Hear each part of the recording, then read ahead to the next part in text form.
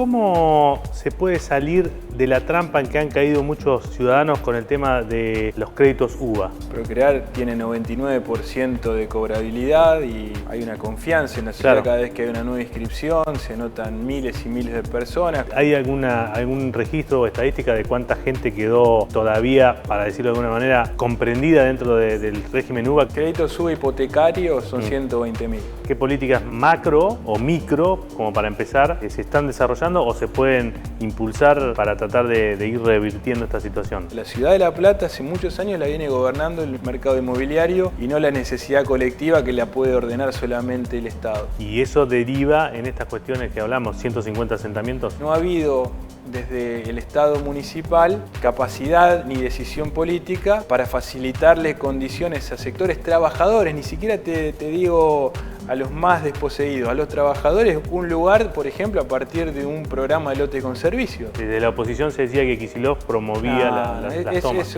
Eso no es así. Me parece que no hay más espacio para la política barata, Fabián, honestamente. La vivienda es parte de un sistema que es el sistema de ciudades, es una parte más del sistema de ciudades. Y eso tiene que ser una política de Estado.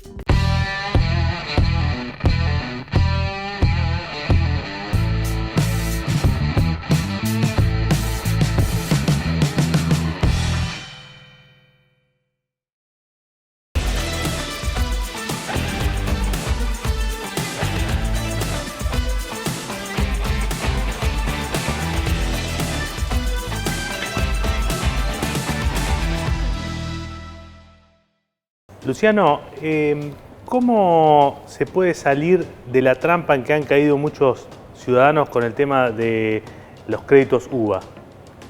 Bueno, nosotros como gobierno que tiene una política pública a su cargo, que es el programa Procrear, ya lo pusimos en marcha, la salida del sistema UBA hace más de 2 años. Claro.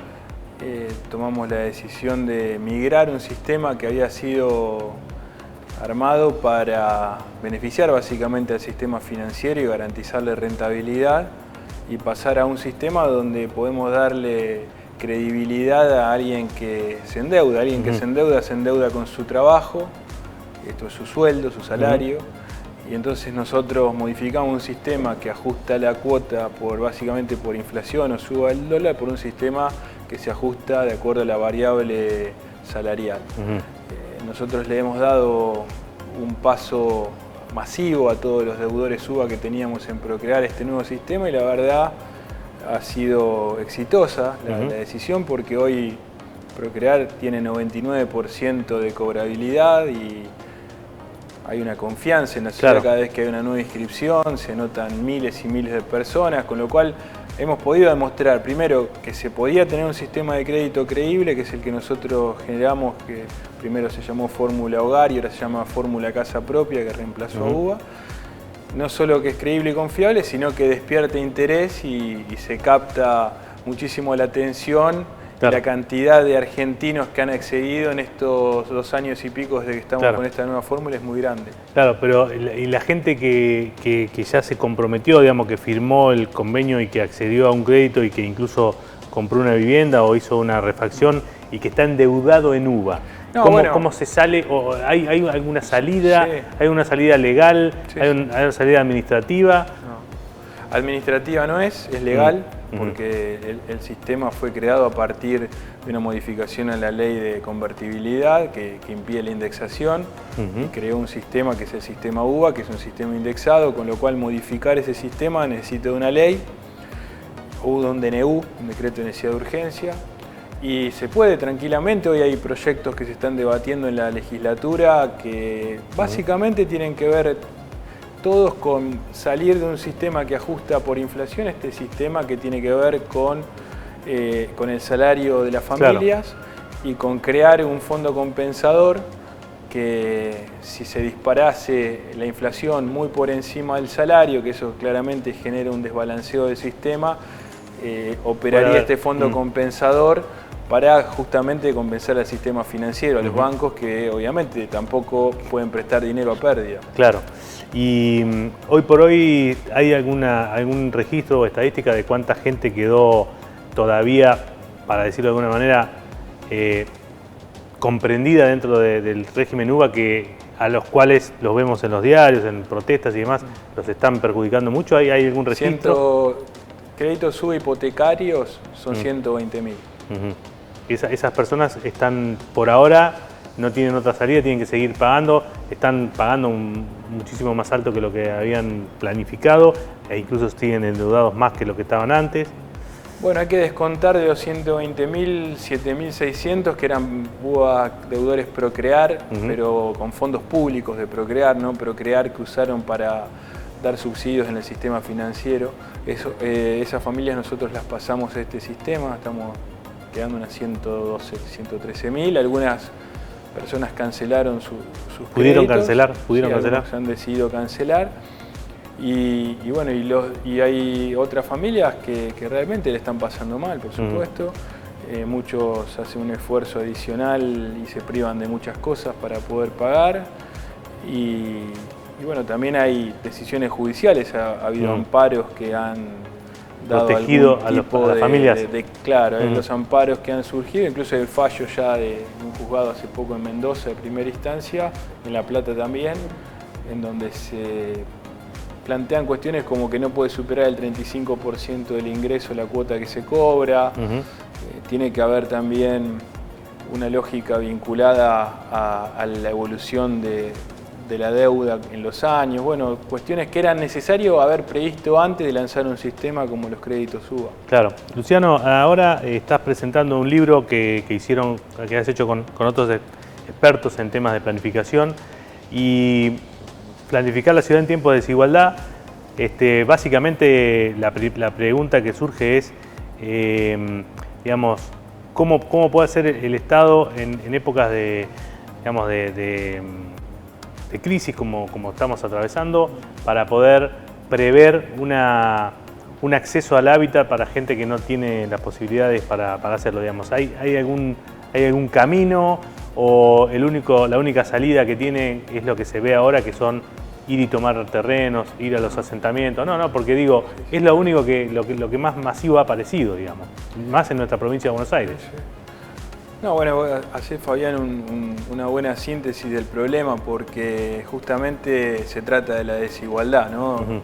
En este tiempo de post-pandemia, que muchos creíamos o soñábamos que de la pandemia íbamos a salir mejores, más solidarios, entendiendo cuáles son las grandes prioridades que tenemos que tienen que ver con la vida misma, ¿no? Pues estuvo en juego nuestras vidas, cada uno lo ha vivido en sus experiencias personales. Yo perdí a mi padre en la pandemia por COVID.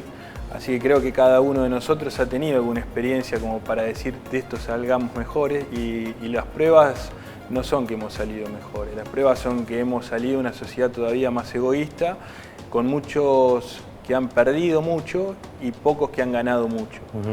Cuando me refiero a pocos que han ganado mucho, hay un informe de Oxfam, una fundación internacional que se llama Beneficiarse con el Sufrimiento, y esa fundación nos cuenta con datos estadísticos que la cantidad de nuevos ricos en los 2 años de pospandemia fue similar a lo de los 24 años anteriores, la generación de nuevos ricos. Y también que pospandemia en el mundo tenemos 700 millones más de nuevos pobres.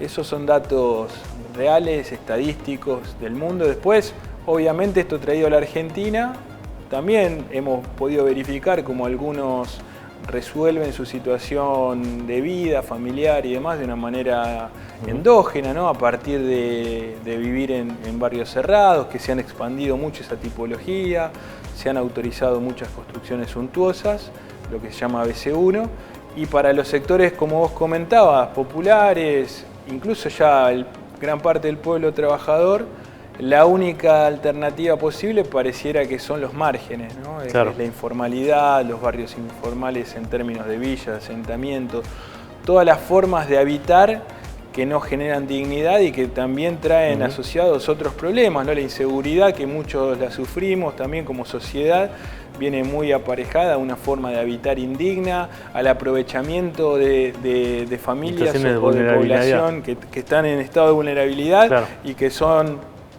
también mano de obra para que el narcotráfico penetre en los barrios populares y también nutra desde ahí a sectores más beneficiados que pueden acceder al consumo de estupefacientes.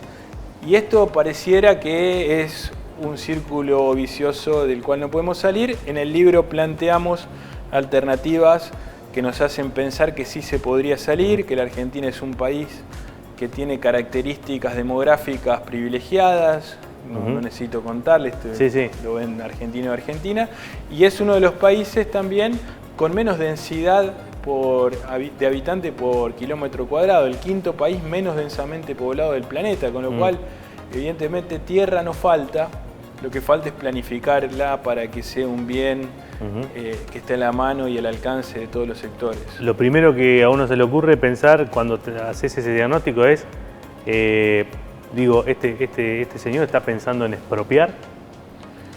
No creo que esa sea una alternativa a la primera que hay que recurrir, pero tampoco hay que descartarla.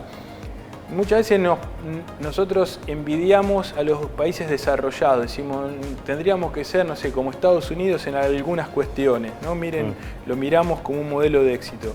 Yo te cuento hoy, la audiencia, que la forma en la que Estados Unidos, en la gran mayoría de sus estados, planifica el desarrollo urbano es a partir de usar el instrumento de la expropiación con fines urbanísticos.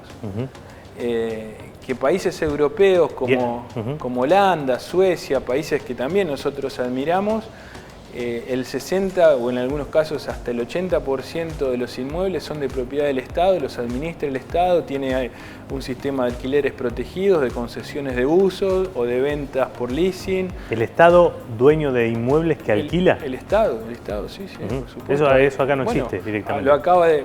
Fue muy promocionado, pues salió en todos los diarios casi con esta crisis de los alquileres. Berlín, en Alemania, digamos lo que sería la municipalidad de Berlín, alquiló 300.000 inmuebles, a partir muchos de ellos de expropiaciones, otros fueron de compra, para garantizar el acceso a una vivienda digna a los ciudadanos alemanes que habitan Berlín y que no podían pagar el aumento de los alquileres, mucho fruto de los Airbnb, de esta lógica desregulada que hacía que el alcance para poder tener para un habitante, para alguien que había nacido en Alemania o que habitaba ese país legalmente, no podía acceder.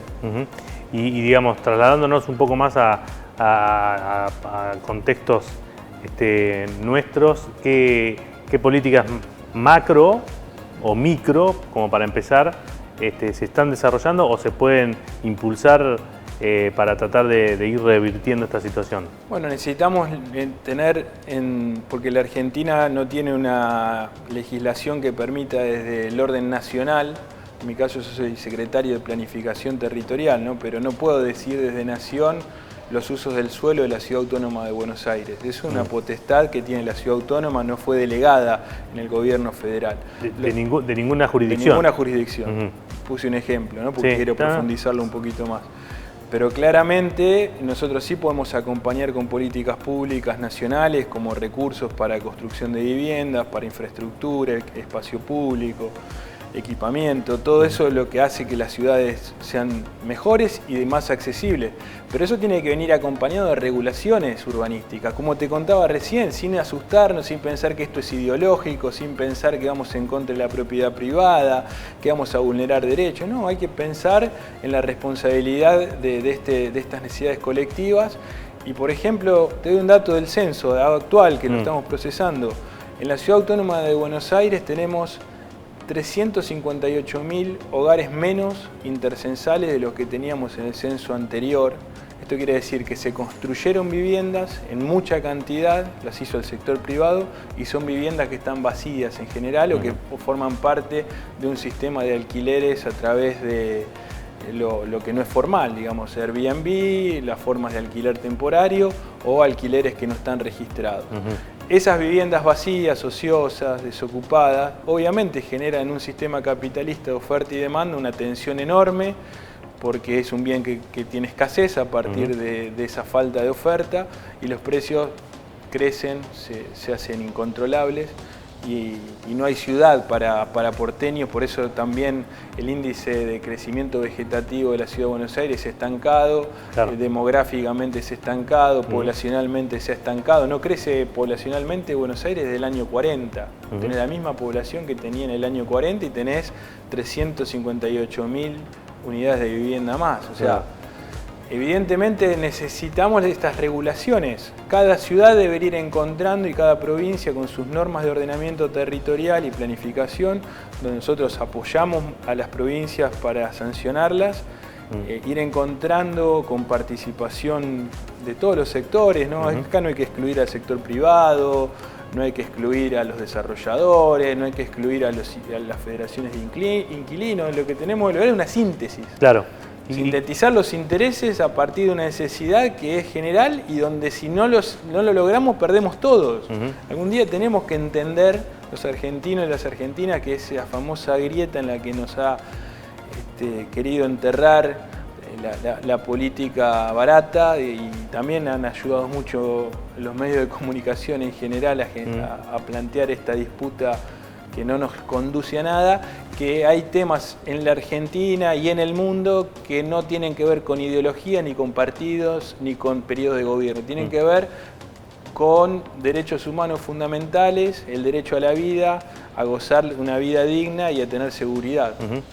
Así como ponías como ejemplo lo de Capital Federal, te invito a mirar la ciudad de La Plata, donde hay casi 150 asentamientos que han explotado virtualmente en las últimas 2 o 3 décadas o 2 o 3 lustros, no sé. Digo, ¿cuál es una salida, una alternativa, una solución a esta problemática?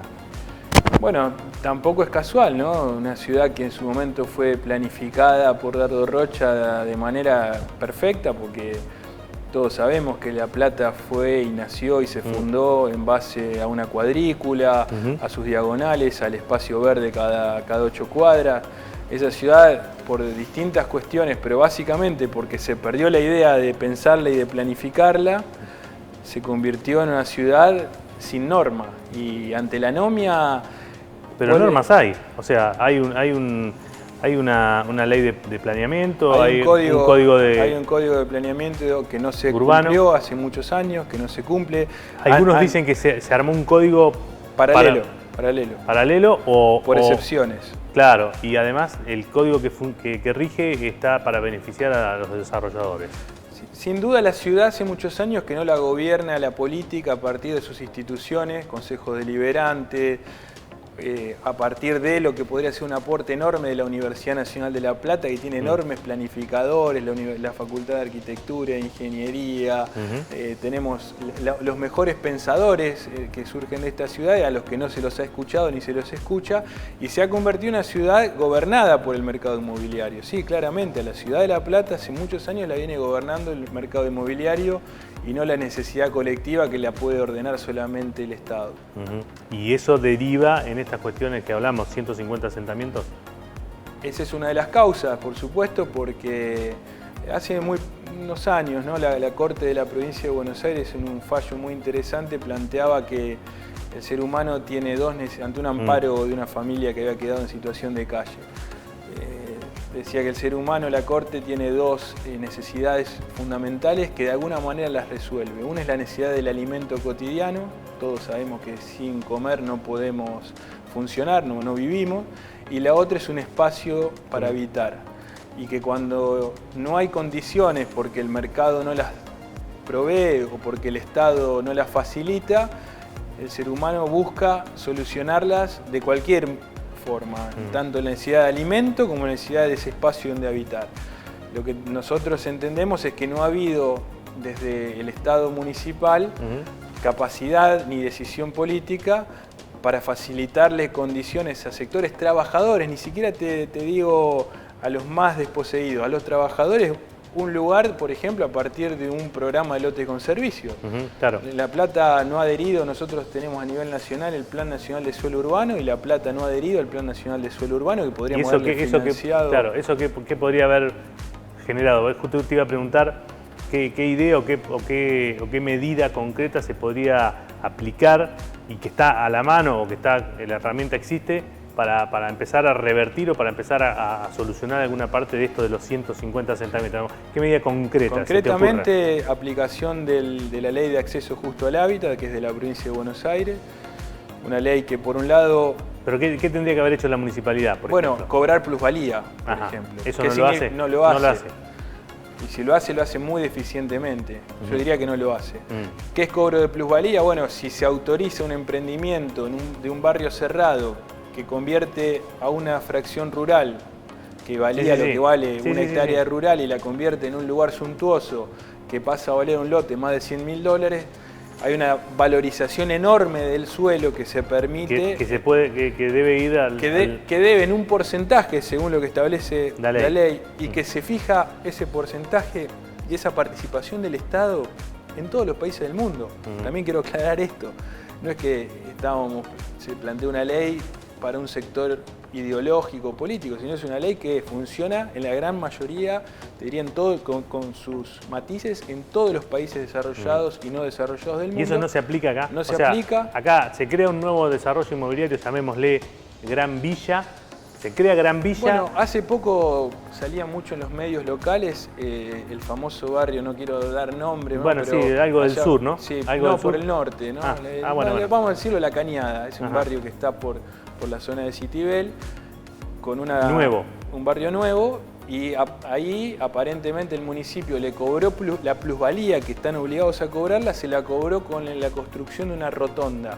Pero cuando vos analizás dónde está la rotonda y de qué se trata, es para el beneficio del propio barrio, no es que es... una rotonda para el resto de los platenses, sino una rotonda para... No, y no es para el fin último que tiene la ley, que es captar recursos de sectores más acomodados en donde se permiten determinados usos del suelo y una valorización muy alta de la tierra para volcarlo, por ejemplo, en los 150 o 160 barrios informales que necesitan cordón cuneta, agua potable, necesitan espacio público, mejorar las viviendas. En realidad, el uso del instrumento es para generar una redistribución de la renta urbana, buscar tomar recursos extraordinarios y volcarlos hacia sectores que están más desfavorecidos, porque obviamente estamos hablando también de recursos. Nada se hace en estas políticas si no se cuenta con los medios materiales.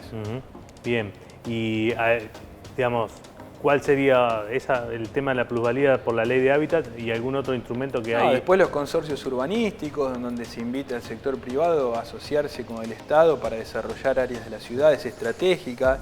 Si nosotros hubiéramos tenido estratégicamente, todavía estamos a tiempo, decir, bueno, La Plata tiene que crecer hasta este sector, para esta zona, porque acá se van a hacer vías de conectividad como autopistas, van a llegar servicios por extensión de las redes eléctricas, va a haber una inversión para el agua potable y el saneamiento. Bueno, todo eso que implica una inversión muy fuerte del Estado para mejorar las condiciones de algunos lugares, de algunos barrios, de algunos sectores, y se planifica el crecimiento hacia esos sectores y el Estado consorcia, ¿no? Se hace socio del privado dueño de la tierra, también se pueden generar condiciones de regulación para que esos usos del suelo también tengan una lógica de accesibilidad.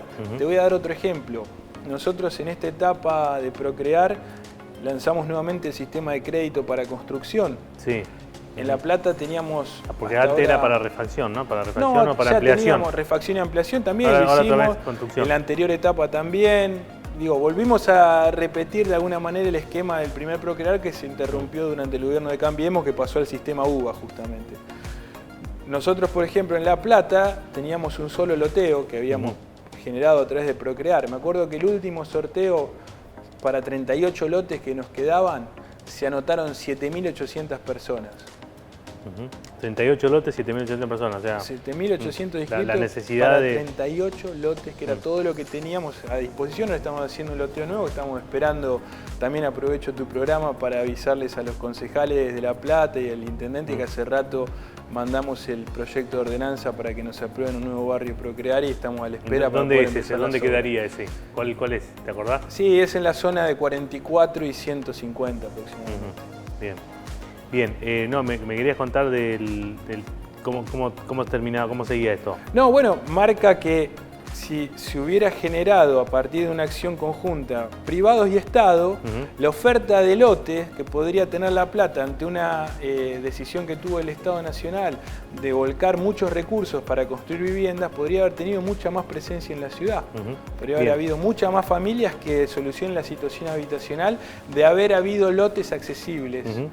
Te voy a hacer una política más y una técnica, como para ir cerrando. La política es, en algún momento se dijo cuando había ciertas situaciones encadenadas o muchas situaciones reiteradas de tomas y de apropiaciones ilegales o ilegítimas por parte de gente, en algunos casos necesitada, en algunos otros casos gente que aprovechaba, que este gobierno, el de la provincia de Buenos Aires, poco menos que promovía eso o que hacía vista gorda a esa situación, y que por eso era que se estallaron las tomas y las apropiaciones.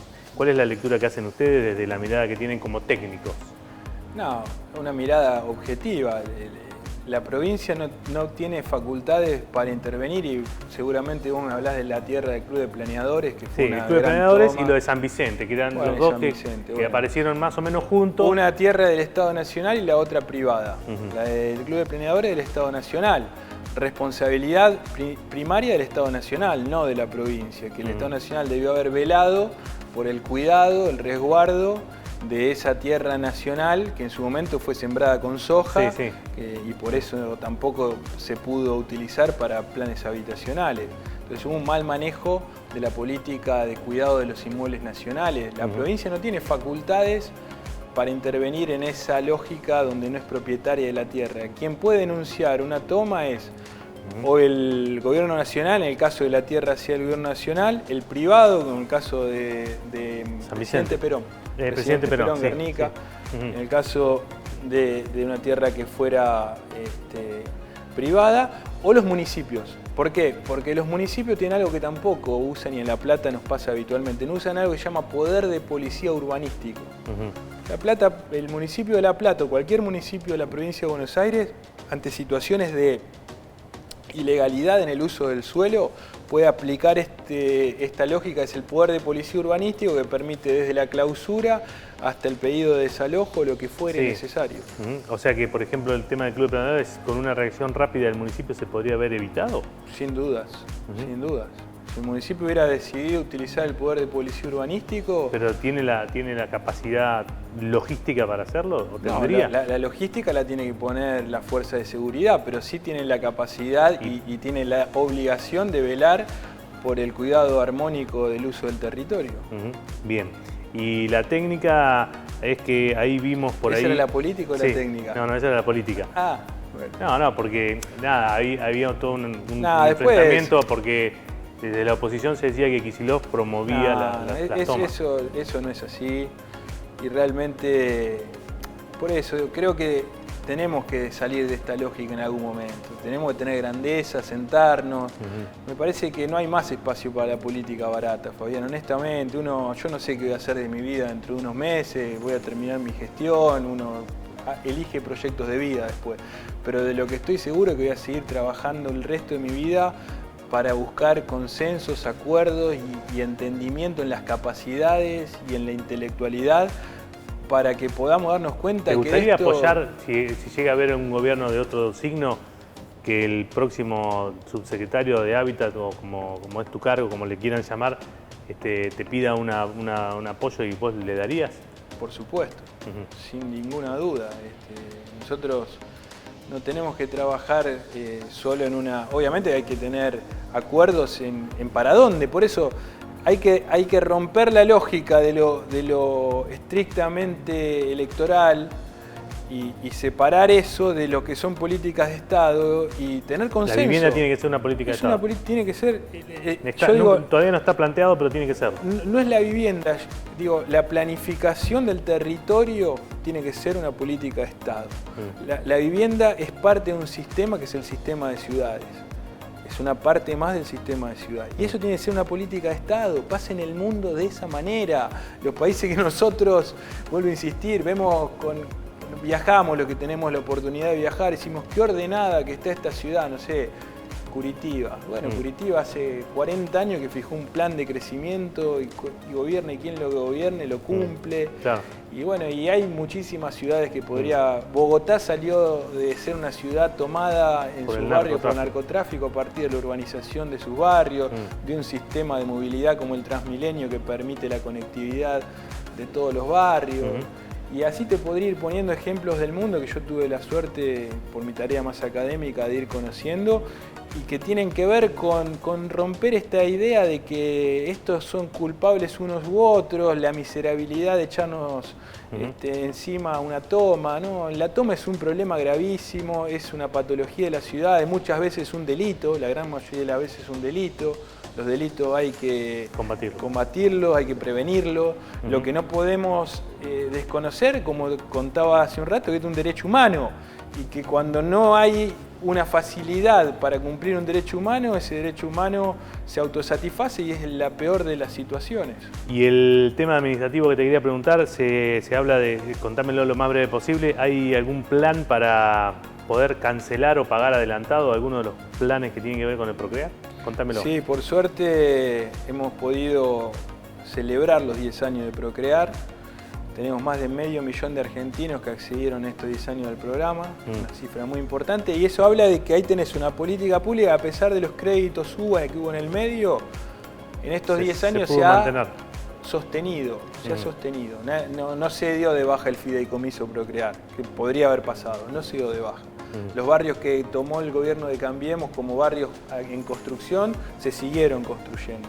Eso es una buena reflexión de sostener una política con el error claro que cometieron en términos de un sistema de un instrumento financiero que fue deficitario.